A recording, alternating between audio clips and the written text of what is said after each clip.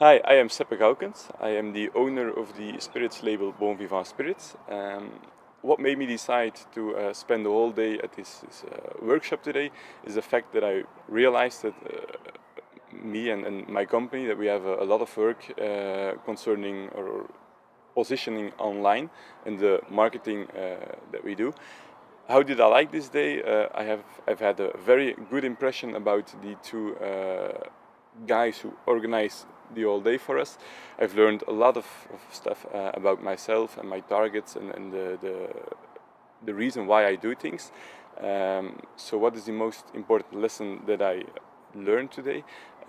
Is that what we have to do exactly to get our online positioning in place and the concrete steps that I have to undertake.